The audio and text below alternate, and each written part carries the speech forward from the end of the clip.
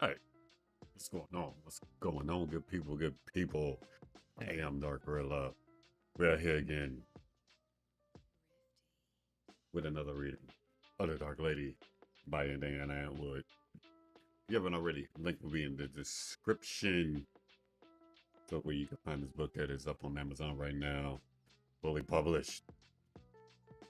Everything there, front back, everything for it. We should check it out. Also, we're gonna start chapter 2. I'm gonna start chapter 2 right now. I just really woke up. I got my coffee ready. I ain't gonna lie. I was supposed to do this morning when I got in. I was at then 8, sat for a bit. Next thing I know, I woke up, it was 2 o'clock. I'm not joking, anything like that. But we're gonna go ahead and get started here.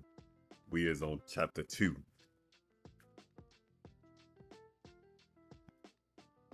Let's make sure take a look at this real quick.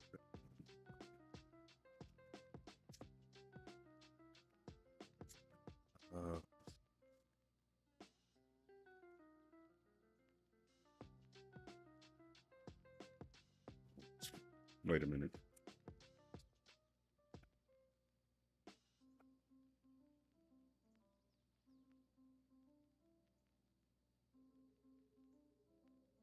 Okay. Chapter 2 is called The Child Apprentice. Ashterra awoke. She was very excited this morning. She scrambled off her bed, over the black sheets onto the cold, black cobbled floor. She looked at herself in her favorite mirror. Her golden hair was tangled in a mess about her head. It looked silly, like a goblin with a weird head. She'd seen a few of those around the fortress on occasion. As Shira spun, feeling her black nightgown blossom out and twist around her frame, she grabbed a bone brush that was on her vanity atop which the mirror stood, and sat on her bed. She began putting it into her hair, just like Bryn, her caretaker, would. Her hair was her most favorite part about her, and she needed to take care of it. She worked the brush through her hair as she thought about today. She was excited today because today was her birthday. Today she was 5, and that meant that tomorrow she began her training officially as apprentice to the Dark Lord, Raxterian. She thought about what that meant. It meant she spent a whole lot of time with Raxterian. Ashterra loved spending time with him. He was so nice. Tomorrow would be the best day ever. Brent walked down the hallways of the Fortress Ganix on his way to Ashterra's room. There was a lot that needed to be done today. Fitting the girl for armor, getting her a weapon. Raxterian said he had acquired her something truly special in that regards. Acquiring various other odds and ends for a toolkit. And not to mention the preparations for her birthday celebration. Birthdays was something that Brent learned of in Talix Bridge, where he had studied goblinology. They were something that the vampires celebrated. No other fiends that he knew of celebrated birthdays, least of all his own kind. The Barbaries. Bryn was a Barbar, one of the last he knew of, possibly even the last in existence. As a Barbar, he would never be able to learn magic. However, he and his kind were known for their ability to use telekinesis and telepathy. Something much more effective than magic if used correctly. That's actually debatable. Interesting. That's an interesting saying. His kind were generally feared among even the fiend races, not just the allies. During the enslavement, the Lexicon had massacred his own kind with prejudice. They had been the only race able to do so because for some reason they were unable to have their minds possessed by a barbarous telepathy unless they allowed it to happen. Without telekinesis or telepathy, a barbar was the weakest of fiends. First off, they lacked hearts. Their blood circulated by unconscious telekinetic fields. This meant that small bumps would cause bruises and large enough blows, like a punch, could potentially be lethal. The barbars were essentially glass cannons able to wield awesome power but ultimately extremely fragile. Brendan's thoughts returned to the task at hand. Right, Ashterra. Brendan was bad at keeping his thoughts straight, often letting them wander. It was a sign of great intelligence, at least that's what the vampire scholars he had studied under had told him. But now it was time to focus on Ashterra. Baron had first met her when she was just an infant. Lord Lexterion had taken an interest in Baron, protecting him, and greatly relied upon his skills at goblin husbandry. Goblins, if left to their own devices, ate their own eggs once laid. Baron had been able to help establish a proper breeding program, able to raise armies quickly. Before the Grand Return, goblins were rare and often clumsy. The ones to live and hatch were descendants of clumsy mothers who dropped their eggs into mires before being able to eat them. With Bryn's help, however, their numbers had exploded. That's what had brought Baron to Raxinian's attention, one capable of raising something so fragile as a human child. Bryn approached the door to Ashton's chambers and gave a good rap on the thick door. He opened it. A crack and called in. Ashterra, are you awake? A soft giggle was his reply, and he opened the door fluidly. Bryn saw Ashterra huddled underneath her blankets on her bed. He smiled at her childish attempt at hiding. Oh well, she's still asleep, I guess. I'll need to get a goblin to kiss her awake. Bryn said, nigga should have sounded exciting lady's surprise. Ashterra sat up, throwing the covers off of her. No, that's gross, she said. Bryn looked over her, a large smile on her face, and a matted tangle of hair that looked like a tumbleweed rather than, well, hair. Bryn smiled. I brushed my hair today, see? Isn't it pretty? The little girl said, stroking the tumbleweed. Brent smiled. Her childish nature was heartwarming. At least that's what he'd say if he had a heart. Either way, she was proud of her hair. It was her favorite aspect of her identity. I see, Brent said. You did a good job. The girl giggled, proud of her brushing. Brent sat on the side of her bed, then patted her lap. Come, he said. Let's finish brushing your hair. Ashterra scrambled over to the bed and sat on his lap, while he levitated the brush over her vanity into his hand. As he began to work through her tangled locks, he remembered what he had been thinking in the hallway and continued his thoughts. Ashterra had been presented to him personally by the Dark Lord. She was just a babe then, and she slept soundly and peacefully during those days. The Dark Lord had given her the name Ashterra, an ancient name made up of the Selenian words Ashtre, which mean power, with Ra, which meant deliver. Together, it meant born unto power, as a hope of the potential the Dark Lord said she possessed. That's actually interesting. However, she was still only a babe. If there was one thing that most fiends didn't know anything about, it was raising a child. Thankfully, witches were able to help. They themselves were simply humans.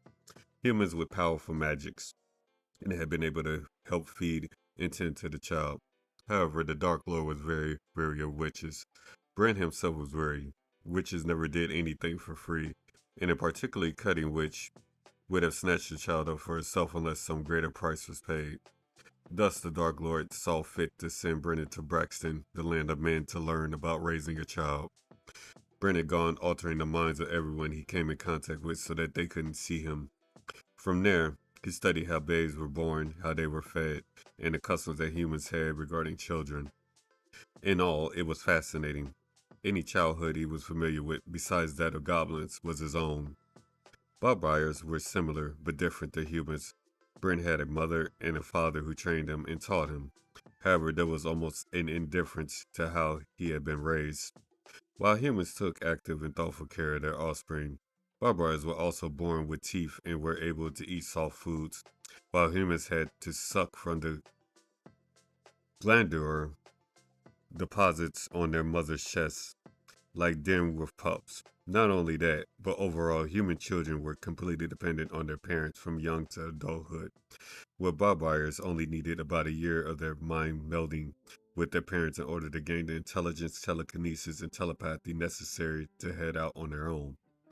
When Brent had returned, he had the knowledge and skills to raise Ashterra. From that point on, he was her caretaker. Then over time, she became his child. He remembered this as he finished up brushing her hair. He looked in the mirror. It was an odd, juxtaposition to be sure.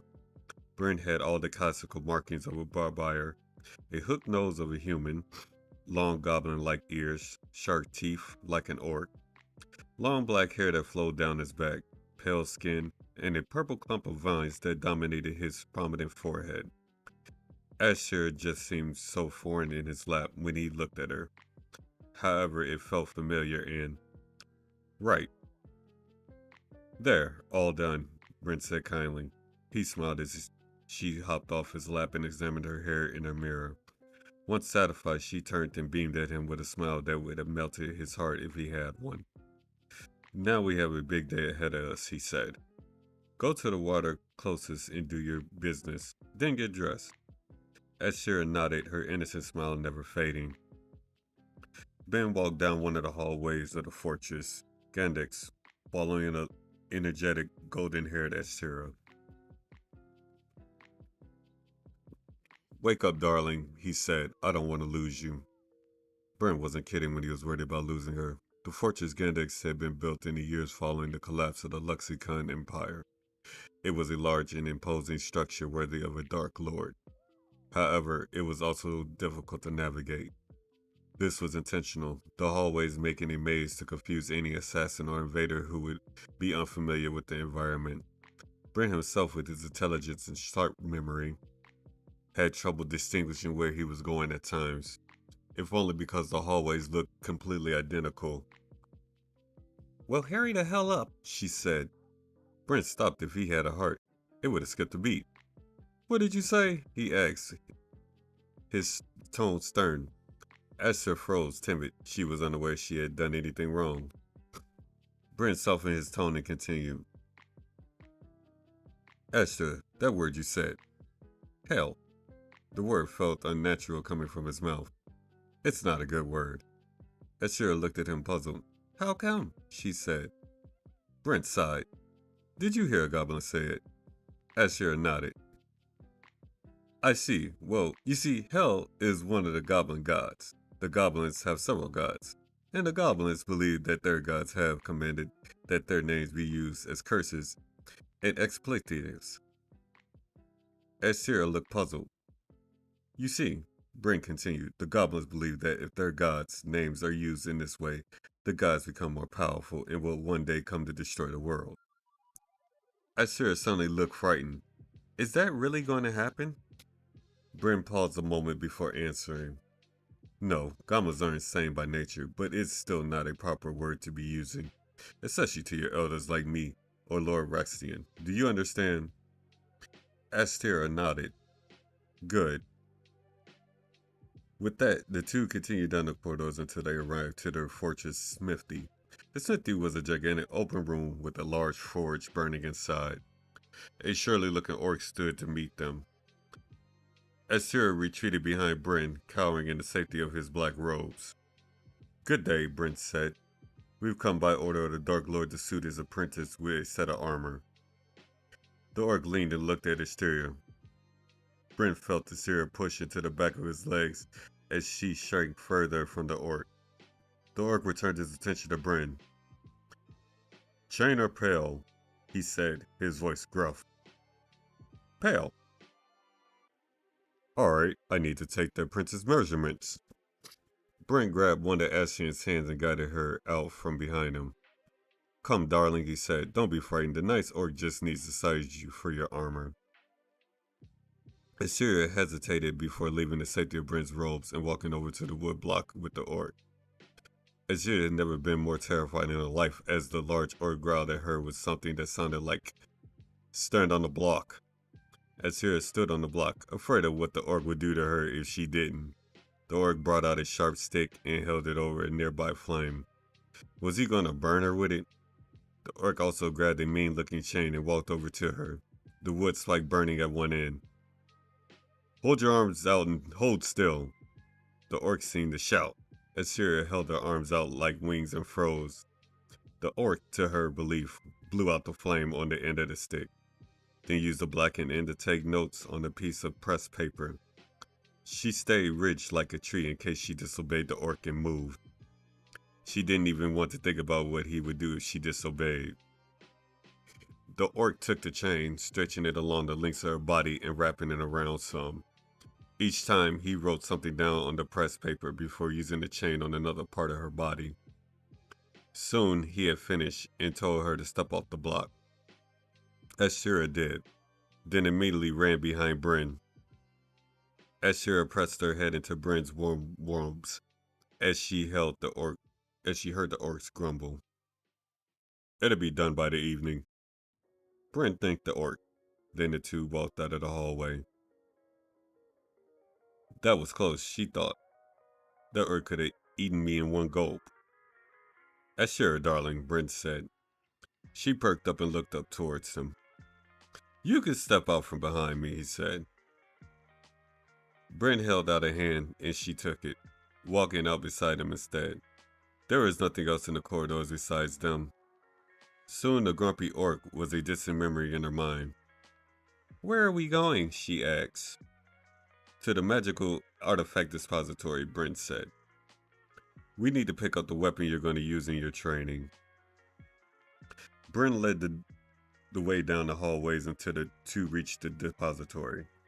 Inside, the room was plain with only a small desk behind which sat a dark elf, and behind him a door.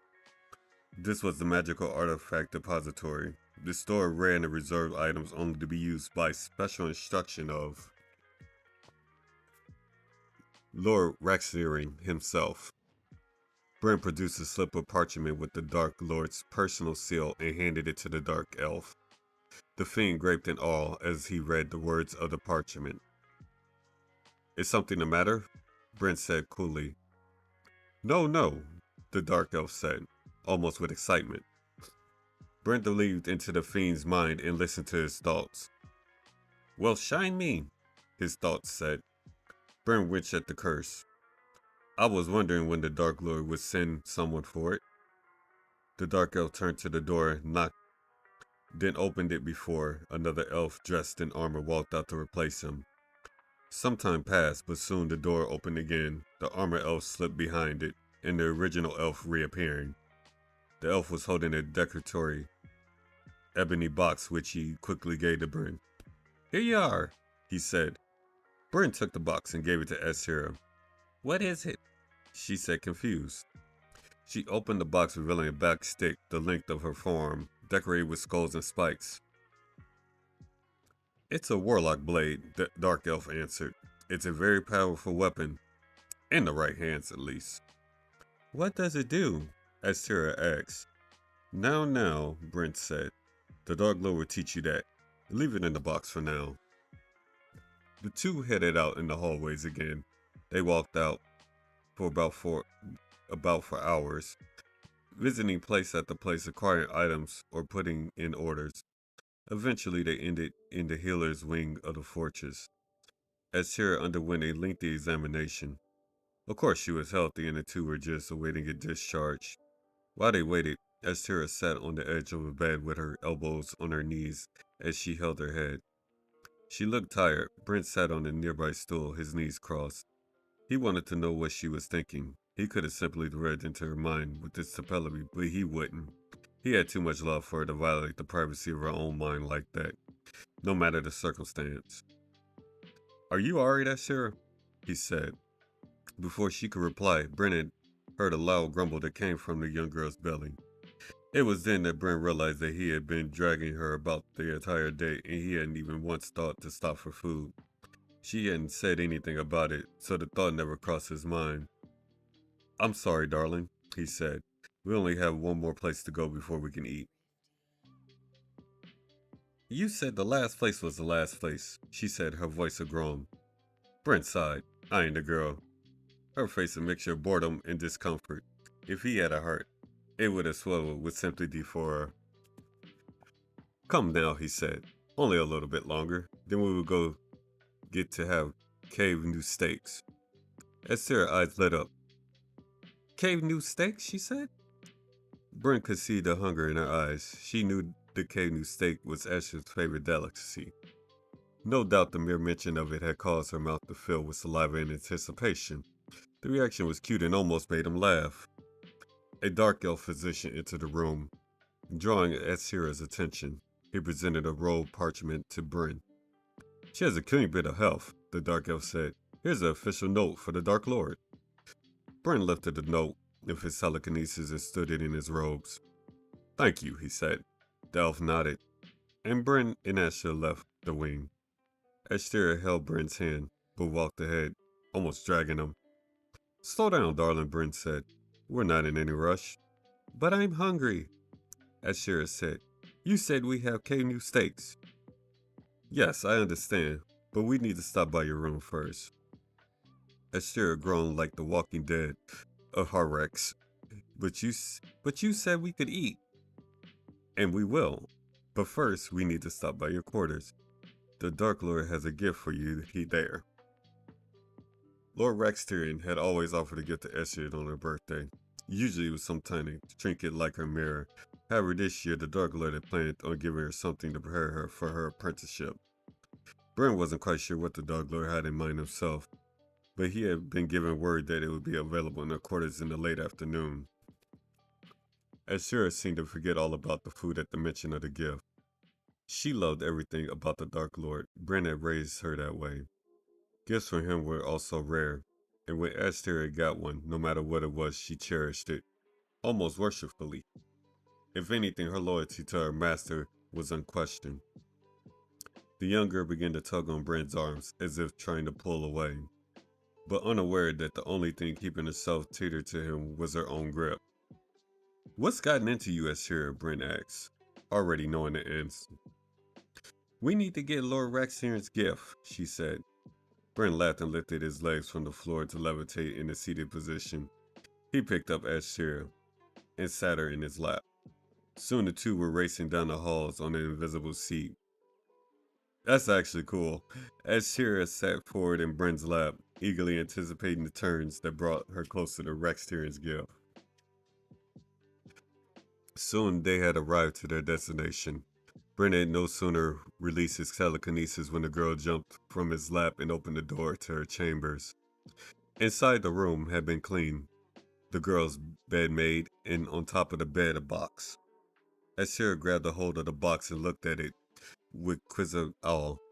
The box was a polished ebony with intricate engravings of skulls and various bones. It's so pretty, Ashterra said, mesmerized by the box. Bryn laughed. That's not the present, only the box, he said before sitting down on the bed.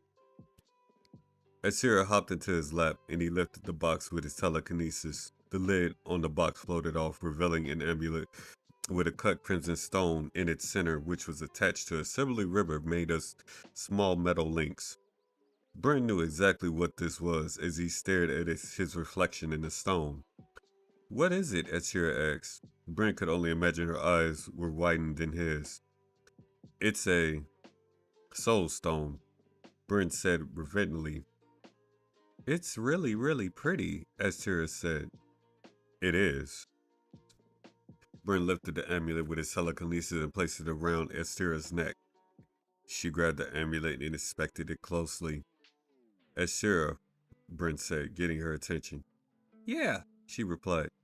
You need to take good care of that. Okay. Do you know what that is? He said, knowing she didn't. No. That's a very precious gift, and a very precious tool. It's a pretty tool. Bryn chuckled. Yes, and one that has been entrusted to you as a great responsibility. The young girl continued to inspect the amulet as Bryn continued. You won't understand it fully, but that stone is unique. It's not a natural gem, but rather it was crafted specifically with you in mind. With that, you will be able to contact the Dark Lord at any time once he has given you the magical words. You need to take very special care of it. Okay, Ashterra said absently. Suddenly a large growl came from the young girl's stomach. The sound was so loud, it almost made Bryn blush. Right, you're hungry, he said. Let's get those steaks. Ashterra and Brent sat at a small table draped in a black cloth, with several black candles lit in the middle of an ordained gold candlestick. Ashterra sat across from Brent wearing a black gown after the Talon Bridge fashion for children. That's quite the name. It had a big brawling skirt and a large black ribbon tied around the wrist with a bow at the back. Ben wrote the Talon Bridge fashion for men. That's funny. Including a powdered wig. He wore a black button coat with gold embroidery. The coat was tight fitting, as per the style, with his white shirt and flowing ruffles around his wrists, and a conservative ruff around the neck. Lastly, he wore a matching pair of breeches over black tights, with black polished buckled shoes. The two sat in their seats, straight backed, spooning Ash tuber soup while making light conversation. This was a common practice for Ashterra and Bren, as he had been determined to train her in Talon Bridge etiquette. Bren watched as Ashterra gracefully spooned her soup. Well, as gracefully as a young child could. Bren sipped on a glass of Dag Bull blood wine, literally a mix of Dag Bull, blood, and fermented ash grapes. The coppery taste from the blood complemented the bitterness of the grapes in a pleasing way that calmed the mind. Ashterra, on the other hand, just drank water. Just your thumbs and two fingers where you sip from your glass, darling, Brent said. Ashterra caught their mistake and took a sip. So, Brent said, tomorrow will be the first official day as the Dark Lord's apprentice. Are you excited? Ashterra nodded. Yes, she said. You know what it means to be the Dark Lord's apprentice, don't you? Uh-huh. It means that I will get to spend a whole lot of time with Lord Raxterian. It's going to be the best. We're going to play together, and it's going to be so much fun. Brent grinned worryingly. He had only just realized what he had created with this girl. She was kind, gentle, just like a normal human child. You know that it's not going to be all fun and games, Brent said. In fact, there won't be much in the form of games at all, he said. As Sarah continued eating unfazed at what he said, Brent put down his spoon and stared at her. As Sarah, look at me, darling, he said. As Sarah looked upon and put down her spoon. Darling, Brent said, you do know what it means to be the Dark Lord's apprentice, don't you? It means that you're going to be the Dark Lord's heiress. It means that you will one day surpass him. You will become the Dark Lady. Dark Lady? Ashterra said, her eyes wide in awe. Yes, it means that you will replace the Dark Lord and rule his kingdom when he dies. In order to do that, he's going to train you, make you just as strong as he is. Whoa, Ashterra said. Will I get to ride a Kentaur like him? Wait, what? No. Well, maybe, but that's not the point, Brent said. What it means is that the Dark Lord will expect a lot out of you. It won't be easy, it will take a lot of work, and there will be days you hate it. As Sarah began to lose focus and she began to finger the silverware on the table in front of her. Ashterra, Brent said urgently. The young girl looked up at him. There are going to be times you will hate being the Dark Lord's apprentice. Times where you want to give up. You have to promise me that no matter what, you won't ever give up. I promise, she said with a smile. Brent let out a sigh and nodded. That was as good as he could expect for the moment. A set of goblins came to the table carrying trays with silvery covers. They placed them on the table in front of the two and removed the covers to reveal two perfectly cooked cave new steaks. Ooh, Ashterra said with hunger in her eyes. Brent smiled as he picked up his fork and knife. Go ahead, eat, he said. When the two had finished eating, a pair of goblins came to gather the plates. Ashterra hopped out of her seat and stretched. Where are you headed off to? Brent said. Ashterra looked at him with confusion. We still have dessert, he said. What's dessert? The young girl said skeptically. Well, it's something they do in human realms. Trust me, I think you'll like it. Ashterra took her seat, and as soon as a team of goblins brought a large, towering confection in on a cart, Ashterra's mouth gaped when she saw the cake that Brent had prepared. The goblins brought the cake next to the table and left. Brent stared at it. It was even more impressive than his original thoughts. What is it? Ashterra said with awe. It's called a cake, Brent said. It's huge. It is indeed. Brent was proud with the job the orc's cook had done with creating the confection. It was 5 layers standing well above a meter and a half, and ordainedly decorated with black icing. On the second layer were 5 black candles burning down. Why does it have candles? Ashterra asked. Well, you see, Brent began, the candles are there for you to blow out. Why? Well, it has to do with a tradition or ritual. Basically, if you're able to blow out the candles in one go, you will have any wish you want granted. Really? Well, that's what they say. Can I blow out the candles? It's your cake. Go ahead. Ashterra stood and stared at the candles. Then all at once, she blew them out. Good job, Brent said, clapping for her. Do you want to know what I wish for? Sure, darling. I wish that I would be the best apprentice ever. Brent stood and held her close to him. He was filled with a sense of sadness and guilt at not preparing Ashterra for what was ahead. He didn't know himself what she would have to face, but it would be brutal. He knew that much. He held her close, as if vainly trying to protect her from what he only imagined the Dark Lord had in store for her. I'm so sorry for not preparing you better. I'm sure you will be, darling, Brent said. I'm sure you will be. Lord Rexian walked into his throne room deep in thought. He had just received word that a caravan carrying shipments of orc had been raided. Raided is an interesting way to say up and disappeared. he thought. That was simply it. The caravan had simply disappeared, and that was only noticed when it didn't arrive at its intended destination. Between that and when it had left the mine, there was an entire week of time that was unaccounted for. Where could it have gone missing? That was the thing, though. How does a caravan go missing? The path it would have traveled was not unfrequented by various dangers that any other Moxdrami roads were accustomed to. At first, the scouts that had reported the missing caravan had just assumed the caravan had been ambushed by a pride of Daglions.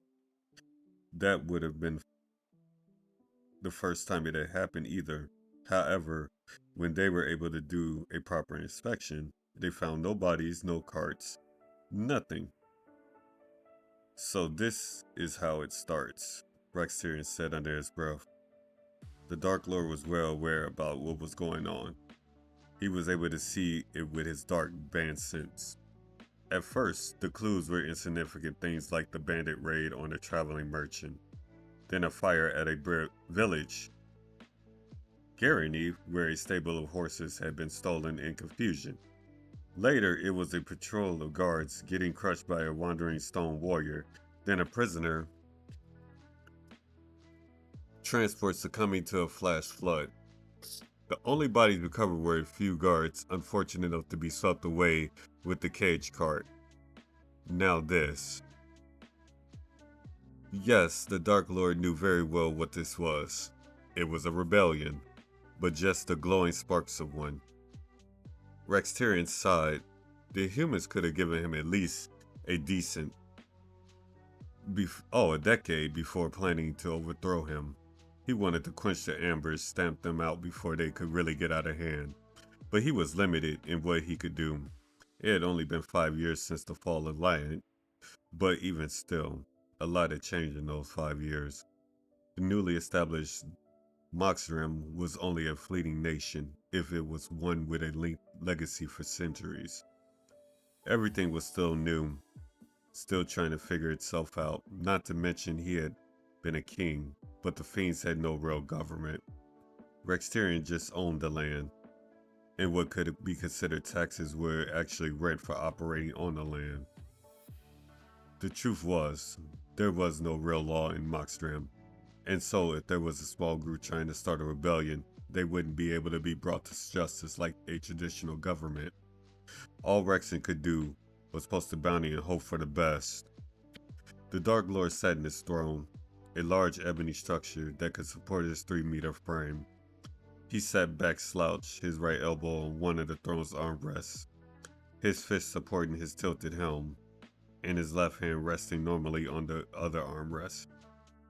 He tapped the gauntlet finger on the armrest, creating a clicking sound as he thought.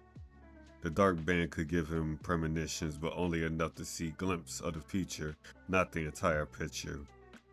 And never when there'd be convenient. Suddenly, his concentration was broken when his barbarian stood in his apprentice. Rexir sighed. That time of the evening already? The barbarian had told him no, urged him to interact with his infidel apprentice at least once a day. He had said it would be help breed loyalty. Lord Raxtian, the young girl said, breaking away from the barbarian and running towards him. The girl was clad in armor. The way the girl moved in it, however, showed it was completely foreign to her. The girl approached the throne and started to climb up his knee. The Dark Lord briefly entertained the idea of kicking her off and watching her clatter to the ground. No, he wouldn't do that. He needed her alive and in one piece. Well, mostly one piece. Even though he was fairly confident Kick wouldn't kill her, he refrained. Tomorrow he'd have plenty of opportunities to make her suffer. The girl scrambled into his lap, then stood to look at him in the eye. It was odd to see someone or something so young look him directly in the eye without trembling. Lord Raxtian, she said, look at my armor. It's all black and spiky just like yours. Raxtian didn't say anything, but waited for her to continue and carry on herself. I have bags to put things, this stick, which Brent said is a sword you will teach me to use in this. The girl held up the sword stone he forged for her. It's so pretty. Stupid girl, it wasn't a bauble. It was a tool that linked to his soul. Rexteria caught himself, swallowed, and took a deep breath. Yes, a necessary tool for my apprentice. The girl beamed and embraced him around his helm. Rexteria froze and fought the urge to throw her to the ground. Tomorrow we will get to spend a whole lot of time together, won't we? She said. Yes, a lot of time, he said. The barbarian approached and removed the girl for her sake. It wasn't a moment too soon. Come now, darling, it's time for bed. You have a big day tomorrow. Let's leave the Dark Lord alone for the night. Okay, she said. The two were walking towards the entrance of the throne room when the girl quickly turned around and ran back to Raxian. One more thing, she said. Once again, the young girl scrambled up until his land and stood. Raxian had no idea what she was going to do. Then she kissed his helm right where his cheek would have been if he hadn't been wearing his armor. I love you, Lord Raxian. She hopped off his lap and ran back towards the barbarian. Raxian was stunned, unable to fully process what had just happened. The barbarian and his apprentice had departed the throne room before he was able to move. He heard a snap, and he felt the chunk of the stone armrest he had broken crumble to dust in his gauntlet hand. What in the names of the 7 goblin gods had just happened? Love. The girl had used the word love in regards to him. She had even had the audacity to kiss him. The feeling Raxtian felt now wasn't anger. No, anger was too light a term for it. He was furious, livid. Did she even know what her relationship was to him? What he was going to subject her to in her lifetime deserved nothing but fear. If not at least revision. He would rather her hate him than love. Hate was at least a useful emotion for her.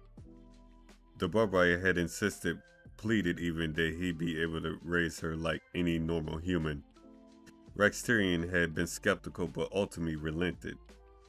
He now saw that was a mistake. The Dark Lord relaxed his hand and allowed the black dust that had been the chunk of the left armrest of his throne to fall to the black marble floor. He had to fix what the barbarian had done to his apprentice and correct her behavior before it caused irreparable damage.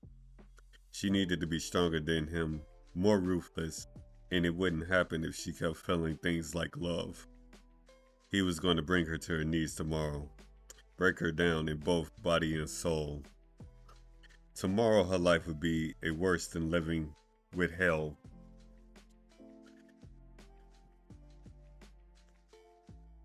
Y'all, that's chapter 2. I didn't even realize it. That is chapter 2, y'all.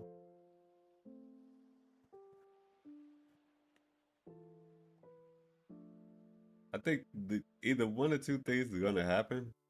I think the Dark Lord is either gonna die and probably understand what love is, or she's gonna crack and forget about what love is. But either one is up in the air. But that's chapter 2, y'all. I actually finished the whole chapter. I didn't even realize it. All right, y'all. Hey, seriously, I appreciate y'all coming back for this. Like, for real. Oh, oh, dude. You don't mind small request. If you can, give a like, comment, and or subscribe, y'all. We're gonna go ahead and get up out of here. I'm gonna speak to somebody. I gotta get with someone. I might stream again later to try to get like the true ending of something. I'm more on that later, but we are going live again later. I just wanted to go ahead and get this chapter 2 in because I said I would, and I wanted to get right back into the story. Y'all take care of each other. Have a great rest of y'all day. I'm Dark Riddler, voice actor, story, and adult-based content creator. Apparently novelty reader. And and the host of the Coffee and Conversation podcast, y'all. Y'all take care of each other. Have a great one.